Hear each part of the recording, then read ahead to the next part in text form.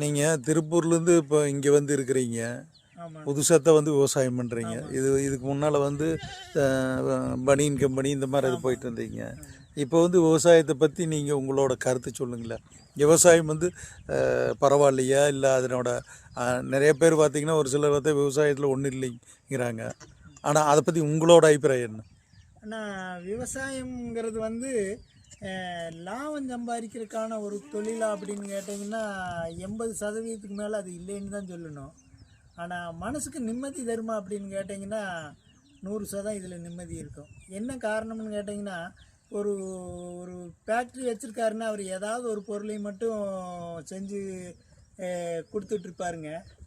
அவர்கிட்ட வேணால் கொஞ்சம் பேர் வேலை செய்யலாமா தவிர, ஆனால் இந்த விவசாயம் அப்படிங்கிற போது பார்த்தீங்கன்னா எல்லா உயிரினங்களும் நம்மளை சார்ந்து இருக்குமுங்க. பகுத்துண்டு பல்லுயிர் ஓம்புதல் அப்படின்னு சொல்லுவாங்க. இப்போ வந்து பார்த்தீங்கன்னா நம்ம ஆளுங்க டவுனில் இருக்காங்க, எங்கேயோ இருக்கிறாங்க. அவங்களுக்கு சிக்கன் வேணும்னா எங்கேருந்து போகும்? விவசாயத்தை உற்பத்தி பண்ணி கொடுக்கணும். அவங்களுக்கு பால் வேணும்னா எங்கேருந்து வருங்க? விவசாயத்தை உற்பத்தி பண்ணி கொடுக்கணுங்க. அப்போது பார்த்தீங்கன்னா இந்த விவசாயியோட நம்ம வரும்போது என்ன பார்த்தீங்கன்னா, நம்மளோட ஆடு மாடு கோழி நாய் பூனை இப்படி எல்லா உயிரினங்களையும் நம்மளை சார்ந்து வாழும். ஒன்றுங்க.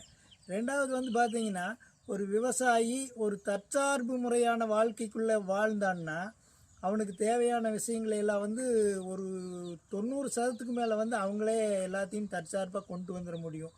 உப்பு அந்த மாதிரியான பொருள் தான் நம்ம வெளியே வாங்கணும், அதை நம்மளால் விளைவிக்க முடியாது.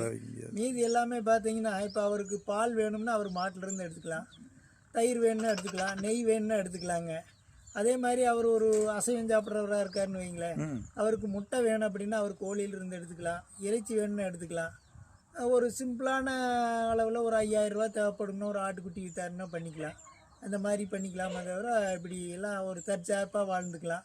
நீங்கள் எத்தனை கோடி கொடுத்தாலும் நீங்கள் அந்த நகரத்தில் இருக்கிறவங்களுக்கு இந்த காற்றும் நீரும் வந்து கிடைக்குமா அப்படின்னு கேட்டிங்கன்னா எத்தனை கோடி கொடுத்தாலும் கிடைக்காது. இந்த அமைதியும் எங்கே போனாலும் கிடைக்காதுங்க. அப்புறம் இந்த மாதிரியான சூழல்லாம் இருக்கிறது, இந்த சூழலியலோடு நம்ம சேர்ந்து வாழணும் அப்படிங்கிறது என்னுடைய ஒரு விருப்பம். அதனால அந்த திருப்பூர்லேருந்து நகர வாழ்க்கைக்கு ஒரு ஒரு காலத்தில் சலிப்பு வந்துருச்சு. என்னடா காலையில் எழுந்திரிக்கிறோம், வேலைக்கு போகிறோம், வேலை செய்கிறோம், நைட்டு செய்ய சொல்கிறான், நைட்டு செய்கிறோம், அப்புறம் வர்றோம், தூங்குகிறோம். அப்போ இயந்திர மாதிரியே இருக்குது. அப்போ நம்ம வாழ்க்கையில் எந்த இதுவுமே இல்லையே அப்படின்னு சொன்னால், சரி நம்ம கொஞ்சம் சுதந்திரமாக இருக்கணும் அப்படின்ட்டு தான் இப்போ அங்கே இருக்கிறது எல்லாம் சேல்ஸ் பண்ணிவிட்டு காடு தோட்டம் அப்படின்னு தேடி இங்கே வந்து நாங்கள் இந்த தோட்டத்தை வாங்கினோம். தோட்டத்தை வாங்கும்போது பார்த்திங்கன்னா இங்கே வந்து இது வெறும் காடாக மட்டும்தான் நாங்கள் வாங்கினோம். காடாக வாங்கினோம்னா இதில் கரண்ட் மின்சாரமும்